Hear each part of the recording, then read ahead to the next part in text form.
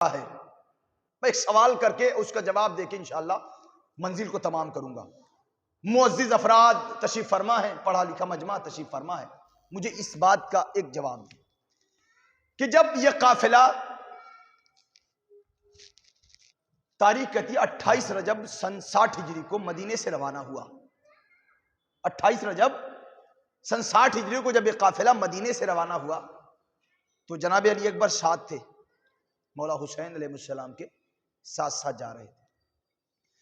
یہ قافلہ مجھے درمیان کی باتیں نہیں بتانی ہے، اگر درمیان کی بات اگر میں بتانا شروع کروں گا تو کم از کم کچھ نہیں تو مجھ جیسے ناچیز اور ادنا سے طالب علم کے لیے کم سے کم 40 منٹ چاہیے. منزل آگے بڑھی. 2 محرم سن 61 ہجری کو یہ قافلہ مدینے پہنچ گیا. جملہ سنیے گا، 2 محرم سن 61 ہجری کو یہ قافلہ مدینے پہنچ گیا. امام حسین کے ساتھ ان کے 3 بیٹے کربلا میں موجود ہیں. سنیے گا خدا کی قسم اس جملے کو. امام حسین علیہ السلام کے ساتھ امام کے 3 بیٹے موجود ہیں. کون کون؟ ایک امام زین العابدین علیہ السلام، ایک جناب حضرت علی اکبر، ایک جناب حضرت علی اصغر. لیکن اب جو جملہ کہہ رہا ہوں، اب آقا حسین پہنچے ہیں کربلا، بنی اسد کو بلایا ہے، زمین خریدی ہے. آقا حسین نے زمین کربلا خرید لی. جب اللہ کے رسول کے نواسے نے زمین کربلا خرید لی تو امام حسین کے وہاں پر 3 بیٹے تھے، تو آخر آقا حسین نے جناب علی اکبر کے ہی نام زمین کربلا کیوں کی؟ لفظ سنیے گا خدا کی قسم اور یہ میسج لے کے جائیے گا کہ آخر امام کے ساتھ امام کے 3 بیٹے کربلا میں موجود تھے، لیکن آقا حسین نے اپنے بیٹے حضرت علی اکبر کے نام کیوں کیا زمین کربلا؟ حالانکہ امام کو معلوم تھا، ہم اسے امام ہی نہیں مانتے کہ جو موجودہ زمانے سے لے کر آخری وقت تک کے بات نہ بتائے. نہیں، ذرا سا غور کریں خدا کی قسم. امام کو معلوم ہے کہ میرا ایک بیٹا کربلا کے بعد 35 سال زندہ رہے گا. توجہ چاہتا ہوں. امام کو معلوم ہے کہ میرا ایک بیٹا کربلا کے بعد 35 سال زندہ رہے گا، اور امام کو یہ بھی معلوم ہے کہ میرا ایک بیٹا آج سے 8 دن کے بعد بھی زندہ نہ رہے گا. تو آخر آقا حسین نے زمین کربلا حضرت علی اکبر کے نام کیوں کی؟ بس یہ جملہ سنیے گا دیدان محترم اور لطف لیجئے گا. آخر کیوں؟ یہ لفظ ذہن میں ہے نا، ایک بیٹا 35 سال ابھی زندہ رہے گا، چوتھے امام جناب علی اصغر بھی ساتھ ہیں، جناب علی اکبر بھی ساتھ ہیں، لیکن آخر حضرت علی اکبر کے نام یہ پیغام سنیے گا دیدان محترم اور لے کے جائیے گا جملہ کیوں کیا، آخر وجہ کیا ہے. اب ذرا سا اس کو میں بیک گراؤنڈ آپ کی بارگاہ تک پہنچانا چاہتا ہوں. دیکھیے ہم اگر کسی کو اس ذکر کے میزان پر، عدالت کی میزان پر تول رہے ہیں، دیکھیے ایک تاریخ نے معظمہ نام بتایا ہے، سنیے گا عزیزان محترم. یہ کون ہے؟ عبداللہ نامی ایک شخص ہے، ابو سفیان کی ایک بیٹی ہے، معاویہ کی ایک بہن ہے، اور یزید کی ایک پھوپھی. سنیے گا عزیزان، تاریخ نے نام بتایا. سنیے گا عزیزان محترم، مجھے اس پیچیدہ مسئلے میں نہیں جانا ہے مگر نتیجتاً آپ کی بارگاہ تک پہنچا رہا ہوں. کہتی ایک بیٹی نے اسلام قبول کیا، اللہ کے رسول نے ان کا عقد عبداللہ ابن جہش سے کر دیا. اب تاریخ کہتی ہے کہ جب یہ مسئلہ حل ہوا کچھ دنوں بعد وہ حبشہ چلے گئے جناب جعفر طیار کے ساتھ. سنیے گا جملہ، اب یہ جملہ اپنے ذہن میں رکھیے گا. تاریخ کہتی ہے کہ یہ بتائیے اگر کسی کے یہاں 2 بیٹیاں ہوں، میرے ساتھ رہیے گا، بہت زیادہ نہیں بس نتیجتاً عرض کر رہا ہوں، کسی کے یہاں اگر 2 بیٹیاں ہوں، اگر ایک بیٹی کا رشتہ کسی بڑے خاندان سے ہو جائے تو جو چھوٹی بیٹی ہوتی ہے اس کے دل میں یہ خیال ضرور ہوتا ہے کہ کم از کم میری بڑی بہن کے برابر اگر رشتہ نہ ہو تو اس سے کم بھی نہ ہو. غور کریے گا خدا کی قسم اس جملے کو. اب تاریخ کہتی ہے کہ عبداللہ ابن جہش حبشہ جانے کے بعد مرتد ہو گیا، پھر گیا، اسلام سے ہٹ گیا. نوشتہ لکھا اللہ کے رسول کی بارگاہ میں، اللہ کے رسول نے انہیں اپنے پاس بلا لیا اور اپنی زوجیت میں لے لیا. سنیے گا عزیزان محترم، جب ان کا اپنی زوجیت میں لے لیا تو اب انہوں نے دعا کی. ان کی ایک اور بہن تھی جن کا نام تھا میمونہ. سنیے غازیان، تاریخی مسئلہ ہے جو عرض کر رہا ہوں. کون؟ ابو سفیان کی ایک بیٹی تھی جن کی ایک اور بہن تھی جن کا نام تھا میمونہ. کہتے اب ایسے عالم میں میمونہ نے بھی دعا کیا، اے پروردگار میری ایک بہن کا رشتہ تو اتنے اعلیٰ خاندان میں ہو گیا جن کے شوہر کو رسول اسلام کہا جاتا ہے، لہذا میری بھی دعا قبول کر کہ میں اپنے قبیلے سے نہ پہچانی جاؤں، میں اپنے قبیلے سے نہ پہچانی جاؤں. اور تاریخ نے لکھا کہ اس دور میں ایک قبیلہ اور بہت مشہور تھا جس قبیلے کو بنی ثقیف کہا جاتا ہے، جس قبیلے کے سردار تھے ابو مرہ، جس قبیلے کے جناب مختار ہیں، مختار ابن ابی عبیدہ ثقفی. اب یہ لہجہ سنیے گا عزیزان محترم. کہتے ایسے عالم میں چونکہ اب ان کا عقد، کس کا؟ میمونہ کا عقد کس سے ہوا؟ ابو مرہ سے ہوا. جیسے ہی ابو مرہ کے خاندان میں جناب میمونہ آئی ہیں، ادھر آنا تھا، انہوں نے دعا کیا، اے پروردگار. کون؟ میمونہ نے کہ اب مجھے میرے قبیلے سے میرے والدین کے ذریعے نہ جانا جائے، اے پروردگار مجھے کچھ عطا کر، مجھے کچھ دے، کچھ عنایت کر تاکہ میں اپنے اس قبیلے سے جانی جاؤں. اب لہجہ سنیے گا عزیزان محترم، یہ ذہن میں رکھیے گا کہ زمین کربلا حضرت علی اکبر کے نام کیوں کیا. تاریخ کہتے ادھر جناب میمونہ نے دعا کیا، اے پروردگار میں اپنے قبیلے سے نہ جانی جاؤں بلکہ اس قبیلے سے جانی جاؤں. ادھر دعا قبول ہوئی. اللہ نے، جملہ سنیے گا، اللہ نے جناب میمونہ کی گود میں ایک بیٹی اتاری جسے ام لیلہ کہا جاتا ہے. سنیے خدا کی قسم، اللہ نے جناب میمونہ کی گود میں ایک بیٹی اتاری جسے ام لیلہ کہا جاتا ہے. اب لہجہ سنیے گا، بس سمیٹ رہا ہوں گفتگو عزیزان محترم، بہت زیادہ طویل نہ ہونے پائے گفتگو.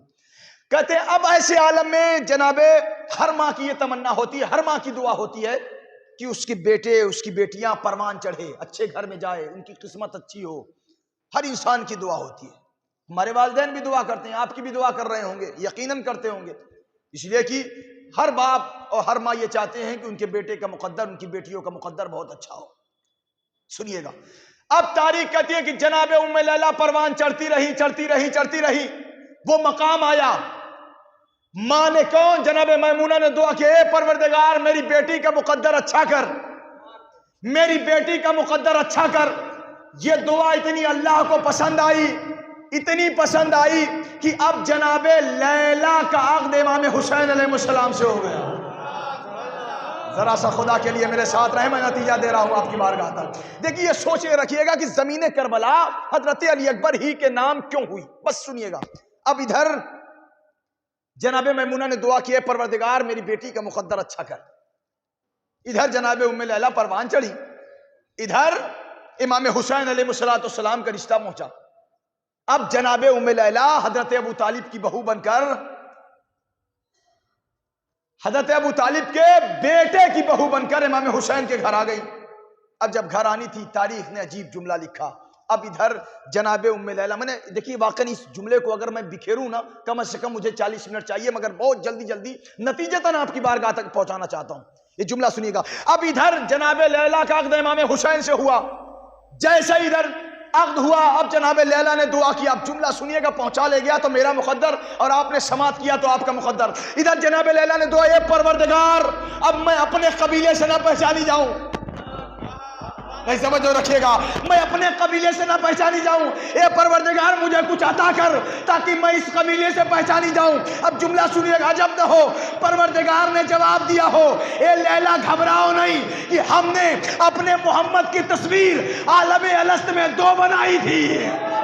ہائے ہائے ہائے، ہم نے اپنے محمد کی تصویر 2 بنائی تھی. ایک آمنہ کی گود میں اتارا ہے، ایک تیری گود میں اتارا. یہ 2 تصویر بنائی ہم نے عالم الست میں. ہم نے اپنے رسول کی، اپنے حبیب کی، اپنے محمد کی 2 تصویر بنائی. ایک حضرت آمنہ کی گود میں اتارا جسے حضرت محمد مصطفیٰ کہا جاتا ہے. ایک جناب لیلہ کی آغوش میں اتارا جسے ہم شکل پیغمبر حضرت علی اکبر کہا جاتا ہے. اب اس بات کو یہیں پر روکتا ہوں، ایک جملہ اور سنیے. تاریخ لکھتی ہے کہ روز عاشور شہزادی زینب اولیاء مقام ایک ٹیلے پہ کھڑے ہو کر ٹیلے زینبیہ سے ایک آواز دیا، ہر انسان ہر خطیب پڑھتا ہے۔ وہ جملہ کیا تھا؟ اے پسر سعد تو کھڑا دیکھ رہا ہے اور میرا ماجایا ذبح کیا جا رہا ہے۔ ہر تاریخ میں جملہ ملتا ہے۔ کیوں کہا؟ حالانکہ 9 لاکھ کا مجمع تھا، جناب زینب جسے چاہتی مخاطب کر دیتی۔ آخر عمر ابن سعد سے ہی کیوں کہا؟ اس کی وجہ کیا ہے؟ ریزن کیا ہے؟ سبب کیا ہے؟ علت کیا ہے کہ شہزادی نے 9 لاکھ کے مجمع میں صرف عمر سعد کو مخاطب کیا؟ اس کی وجہ کیا ہے؟ اب سنیے گا کیوں مخاطب کیا۔ مخاطب اس لیے کیا کہ عمر سعد کون تھا؟ کہتے جناب مختار کی ایک بہن تھی جن کا نام تھا جاریہ۔ عمر سعد کا عقد نکاح کس سے ہوا تھا؟ جناب مختار کی ایک بہن سے جن کا نام جاریہ تھا۔ کب بات اب سمجھ میں آئی کہ شہزادی زینب نے عمر سعد کو مخاطب کیوں کیا؟ کہ اس لیے کیا کہ جس قبیلے کے داماد آقا حسین تھے اسی قبیلے کا داماد عمر سعد تھا، اس لیے مخاطب کیا۔ کیوں کہا؟ اے عمر سعد تو کھڑا دیکھ رہا ہے اور میرا ماجایا ذبح کیا جا رہا ہے، کم سے کم اس رشتے کا تو خیال رکھتا کہ تو بھی اسی قبیلے کا داماد ہے، میرا بھائی بھی اسی قبیلے کا داماد ہے۔ اب سنیے گا تاریخ نے لکھا، اب اس بات کو سمیٹ رہا ہوں۔ زمین کربلا کیوں کیا؟ کہتے سن 67 ہجری میں 67 ہجری میں جناب مختار کو جب حکومت ملی، ظاہری حکومت ملی، تو سب سے پہلے جناب مختار کہاں پہنچے؟ کربلا پہنچے۔ یہ ذہن میں رکھیے گا کہ زمین کربلا کیوں علی اکبر کے نام کیا گیا۔ 3 بیٹے تھے، کسی کے نام امام حسین کر دیتے، لیکن حضرت علی اکبر کے نام کیوں کیا؟ اتنا بڑا مجمع اس بات کی میری گواہی دے گا۔ اور جملہ سنیے گا، تاریخ کہتی ہے جناب مختار جب کربلا پہنچے ہیں تو انہوں نے سلام کیا ہے آقا حسین کو۔ اب جب سلام کیا ہے تو قبر سے آواز آئی، فوراً جناب مختار نے کہا اے میرے آقا، اے میرے مولا، اے میرے سید و سردار، اپنی قبر کے نشانات کو اجاگر کریے تاکہ میں کچھ بنا دوں۔ سب سے پہلے تربت آقا حسین پر نقاشی کرنے والے، نشانات بنانے والے حضرت مختار ہیں، سب سے پہلے نشانات بنانے والے۔ کہتے ہیں اب جناب مختار اور ان کے ساتھ جناب ابراہیم بن مالک اشتر تھے، مالک اشتر کے بیٹے، دونوں لوگ ساتھ کربلا پہنچے۔ اب کہتے ہیں وہاں پتھر توڑ کر لا کر جب دعا کیا تو قبر کے نشانات اجاگر ہوئے، وہیں پر پتھر کے نشانات بنا دیے۔ اب جب بنی اسد والوں کو معلوم ہوا، دیکھیے یہ ذہن میں رکھیے گا کہ زمین کربلا کیوں حضرت علی اکبر کے نام کیا۔ اب جیسے ہی بنی اسد کے قبیلے والوں کو معلوم پڑا کہ کوئی آیا ہے کربلا کے میدان میں اور ایک گھر بنا رہا ہے، اب جیسے ہی پورا کا پورا بنی اسد کا قافلہ جناب مختار کے پاس آیا، امام حسین کی قبر کے پاس آیا، آنے کے بعد سوال کیا آپ کون؟ جناب مختار نے کہا میں امیر۔ کہا لیکن آپ امیر ہوں گے کہیں اور کے، یہ زمین ہماری ہے۔ کہا کیسے تمہاری ہے؟ کہا اس لیے کہ یہ زمین میرے مولا نے ہمیں ہبہ کیا ہے، یہ زمین کربلا میرے مولا حسین نے ہمیں دیا ہے۔ کہا اچھا تمہیں دیا ہے، اچھا لاؤ کاغذ لاؤ۔ اللہ اکبر، جملہ سنیے گا، لاؤ کاغذ لاؤ جو مولا نے تمہیں عطا کیا ہے۔ اب جیسے ہی وہ کاغذ آیا جناب مختار نے اپنے ہاتھوں پہ لیا، جیسے ہی ہاتھوں پہ لیا تو کیا دیکھا؟ اس پر جو بینامہ زمین کربلا کا ہے وہ حضرت جناب علی اکبر کے نام ہے، علی اکبر کے نام۔ ابھی جملہ آپ نے محسوس نہیں کیا کہ یہ بینامہ زمین کربلا کا حضرت علی اکبر کا نام ہے، یہ دیکھنا تھا۔ جناب مختار مسکرائے، کہا ٹھیک ہے تمہیں جو کرنا ہے کرو، مگر اس کے مالک ہم ہیں، اس کے مالک ہم ہیں، اس کے مالک ہم ہیں۔ کہا کیوں؟ کہا اس لیے کہ یہ جس کے نام زمین ہے وہ ہمارا نواسا ہے، ہمارا بھانجا ہے، یہ زمین کربلا جس کی ہے۔ بس سمیٹ دیا گفتگو، یہ زمین کربلا۔ اب سمجھ میں آیا عزیزان محترم، آقا حسین کی نظر میں اپنی تربت کی تعمیر تھی، آقا حسین کی نظر میں اپنی تربت کی تعمیر تھی، لہذا اس لیے حضرت علی اکبر کے نام کیا کہ ایک روز جناب مختار آئیں گے اور ہماری تربت کے نشان بنائیں گے۔ ایک تو وجہ یہ ہے، دوسری وجہ کیا ہے؟ محترم جناب معروف سرسوی صاحب نے اس زمین کے حوالے سے کیوں جناب علی اکبر کے نام کیا، انہوں نے بڑے اچھے انداز میں کہا یہ کربلا ہے، اسے پہلے کون جانتا تھا؟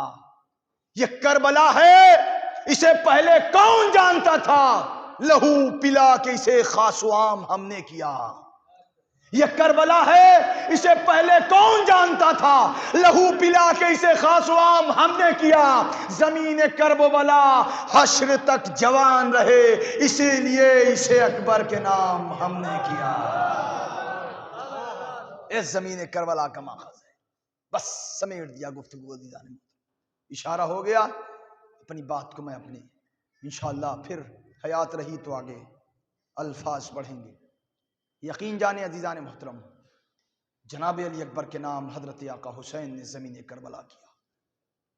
یہ زمین کربلا آقا حسین نے اپنے جوان لال کے نام کیا. اور ایک تابوت آپ کے بارگاہ میں ہے. واقعاً یہ میرا امام اتنا مظلوم ہے، ایک لفظ کہوں گا، اتنا مظلوم ہے. آپ جانتے ہیں کہ امام کی ولادت کب ہے؟ 7 صفر المظفر کو. ایام ازا چلتا رہتا ہے، زمانہ مجلسوں میں، نوحہ خانی میں، سینہ زنی میں مصروف رہتا ہے. اکثریت کو تو یہ معلوم نہیں رہتا کہ میرے امام کی ولادت کی تاریخ ہے. 7 صفر اتنا مظلوم ہے کہ کوئی میرے امام کی ولادت بھی نہیں مناتا. اسی امام کو اسیر بغداد بھی کہا جاتا ہے. کتنا مظلوم امام ہے ہمارا. اللہ اللہ. ولادت 7 صفر المظفر کو ہوئی، شہادت 25 رجب المرجب کو. ادھر صفر المظفر، ادھر رجب المرجب. ایک جملہ کہوں گا عزیزان محترم، حالانکہ چاہ رہا تھا کہ میں امام کی بارگاہ میں کچھ عرض کروں، لیکن بات نکلتے نکلتے اس مقام تک آ گئی. یہ عزیزو 55 سال کی زندگی ہے میرے مولا کی، 55 سال. لیکن امام کی زندگی قید خانہ کھا گئی. اللہ اکبر. یہ عزیزو واقعاً کتنا مظلوم میرا مولا ہے. روایت کہتی ہے کہ مجھے سارا واقعہ نہیں بیان کرنا. امام کو زہر دیا گیا، امام تڑپے ہیں کئی روز تک، قید خانے کے اندر کئی روز تک تڑپے ہیں. ایک وقت ایسا آیا کہ امام دنیا سے رخصت ہو گئے. اب جب رخصت ہو گئے، اے عزیزو یہ واحد میرا امام ہے جس کا کاندھا دینے والا کوئی نہ تھا. کہتے غلام بلائے گئے، غلام بلانا تھا. اے اللہ اللہ، یہ جملہ نہیں، قیامت ہے عزادارو. رونے کے لیے نہیں بلکہ مر جانے کے لیے جملہ کافی ہے. میں کہوں گا اے مولا، تاریخ کا فقرہ ہے. کہتے چند غلاموں نے امام کے جنازے کو ایک تختے پر رکھ کر بغداد کے پل پر لا کر چھوڑ دیا. اللہ اللہ، کس قیامت کس کرب کے عالم میں ہوں گے. میں کہوں گا اے مولا، میں کہوں گا اے مولا، اے حضرت موسی کاظم، آپ کو غلاموں نے اٹھا کر بغداد کے چوراہے پر، بغداد کے پل پر رکھا، مگر ہائے غریب زہرا، 3 دن کا بھوکا و پیاسا، زمین کربلا، شمر کا خنجر. جزاکم اللہ خیر الجزا. خدا کوئی غم نہ دے سوائے مظلوم کربلا کے. ہاں رونے والوں، ہاں ارباب عزا، امام کا ایک بیٹا ہے جو توش میں رہتا ہے. کون؟ حضرت امام علی رضا. اے عزادارو، باپ کی خبر پہنچی، بیٹا آیا، بڑی شان سے بابا کو غسل و کفن دیا. میں کہوں گا اے مولا سے، اے مولا رضا، آپ آئے، اپنے باپا کو غسل و کفن دیا، مگر ہائے غریب سجاد، ہاتھوں میں ہتھکڑیاں، پاؤں میں بیڑیاں. جزاکم اللہ، جزاکم اللہ خیر الجزا. خدا کوئی غم نہ دے سوائے مظلوم کربلا کے. ہاں ارباب عزا، رونے والوں، رونے کے لیے نہیں مر جانے کے لیے جملہ کافی ہے. امام کی شہادت کی شب ہے. میں کہوں گا بڑی شان سے جنازہ اٹھا، امام کو لے جا کر عزاداران امام اب جو زیر لحد کیا گیا. تاریخ کہتی ہے چاہنے والے آ گئے، مولا کو دفن کر دیا گیا. مگر اے عزادارو ذرا تصور کرو، بے گور و کفان کربلا کی جلتی ہوئی رے، زہرا کا دلارا. اللہ اکبر اللہ اکبر. بس عزیزو آخری فقرہ رحمت تمام ہے. روایت کہتی ہے عجیب فقرہ ہے، کہتے 11 محرم سن 61 ہجری کو جب یہ قافلہ اسیر کر کے لے جایا جانے لگا، تاریخ کہتی ہے جناب زینب نے دیکھا کہ امام سید سجاد کا چہرہ متغیر ہو گیا، چہرہ متغیر ہوا. سوال کیا اے میرے لال کیا جان دے ڈالو گے؟ امام سید سجاد کہتے ہیں اے پھوپھی اماں کیا کرے وہ جوان بیٹا کیا کرے؟ ارے جس کے بابا کا لاشا زمین کربلا بے غور و غبار. اجرکم اللہ اجرکم اللہ. بس آخری فقرہ رحمت تمام ہے، رحمت تمام عزادارو. روایت کہتی ہے اب جناب زینب نے جب اپنے بھیا کے لاشے کو دیکھا تو ایک مرتبہ مدینہ یاد آ گیا. آخری فقرہ ہے، استقبال کر لینا عزادارو. مدینہ یاد آ گیا اور طلب کے جملہ کہا اے میرے لال سجاد وقت مدینہ یاد آیا کہ میں اپنے شہن خانہ میں تھی، میں نے سوتے میری نیند آئی، میری آنکھ بند ہوئی تو میں نے کیا دیکھا، جب میری آنکھ کھلی تو میری طرف دائیں طرف بھی دھوپ ہے، بائیں طرف بھی دھوپ ہے، میرے چاروں طرف دھوپ ہے مگر مجھ پر سایہ ہے. اب جب میں نے آنکھ کھولی تو کیا دیکھا، میرا بھیا حسین اب آ کے دامن سے اپنی بہن پر سایہ کیے ہوئے میں تڑپ گئی. اے بھیا وہ مدینہ تھا مدینہ، آپ نے زینب پہ سایہ کیا، لیکن اے بھیا حسین یہ کربلا زینب کے سر پر ردا بھی نہیں جو اپنے بھیا کے لاشیں پھوڑا. وسيعلم الذين ظلموا أيّ منقلب ينقلبون. إنا لله وإنا إليه راجعون رضا بقضائه وتسليما لأمره. اے رب جہاں پنجتن پاک کا صدقہ اس قوم کا دامن غم شبیر سے بھر دے. بچوں کو عطا کر علی اصغر کا تبسم، بوڑھوں کو حبیب ابن مظاہر کی نظر دے. حضرات ہم نے علماء سے سنا ہے اگر ایک دعا کے لیے چند افراد اگر آمین کہیں تو وہ دعا جلد مستجاب ہوتی ہے، اور آج شب جمعہ ہے، تمامی حضرات مل کے آمین کہیں، انشاءاللہ یہ ہماری دعا بارگاہ رب العزت کی بارگاہ تک جائے گی. مل جل کر تمامی افراد آمین ایک ساتھ فرمائیں. ہر انسان کی دعا ہے، ہر انسان کوئی نہ کوئی حاجات لے کر باب الحوائج کی بارگاہ میں آیا ہے. تمامی افراد مل کر اہل بیت اطہار علیہ السلام کے تصدق میں مل کے آمین کہیں. اے رب جہاں پنجتن پاک کا صدقہ اس قوم کا دامن غم شبیر سے بھر دے. بچوں کو عطا کر علی اصغر کا تبسم، بوڑھوں کو حبیب ابن مظاہر کی نظر دے.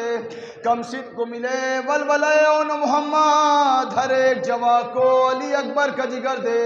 ماؤں کو سکھا ثانی زہرا کا سلیقہ، بہنوں کو سکینہ کی دعاؤں کا اثر دے. جو چادر زہرا کی عزادار ہے مولا، محفوظ رہے ایسی خواتین کے پردے. مفلس پہ زر و لال و جواہر کی بارش، مخروص کا ہر قرض ادا غیب سے کر دے. غم ہم کو نہ دے تو سوائے غم شبیر، شبیر کا غم بانٹ رہا ہے تو ادھر دے. یا حسین یا حسین. حضرات گزارش ہے ایک بار سورہ حمد اور 3 بار سورہ توحید کی تلاوت فرما کر مرحوم و مغفور سید ظہیر الحسن نقوی ابن حبیب حسن نقوی مرحوم، اور جناب سید قاسم رضا رضوی ابن مرحوم سید باقر رضا رضوی